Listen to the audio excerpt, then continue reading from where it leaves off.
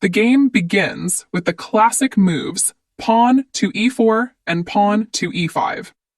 White takes control of the center, and black mirrors the move. Nothing unusual so far. Next, white develops the knight to f3, attacking the pawn on e5. Black responds by developing their knight to c6, defending the pawn. Both sides are following standard opening principles. White continues with bishop to c4, targeting the f7 square, which is the weakest point in black's position early in the game. Black plays pawn to d6, supporting the e5 pawn, which is solid, but it opens the door to potential trouble later. Probably you have already seen this position multiple times before. White continues with knight to c3. Now, here comes the critical move. Black decides to develop their bishop to g4, pinning the knight on f3 to the queen.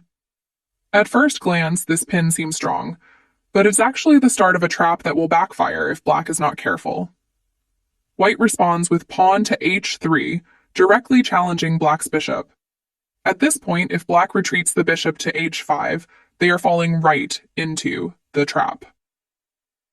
However, if white rushes and captures the pawn on a5 immediately, black can respond with knight takes a5, attacking white's bishop on c4 while defending their own bishop on g4, so the trap will not work. That is why patience is key here. Once black retreats the bishop to h5, white strikes with the move knight takes e5.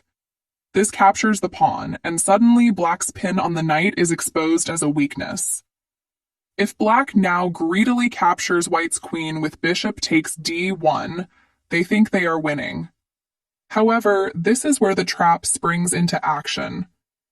White delivers a stunning check with bishop to f7.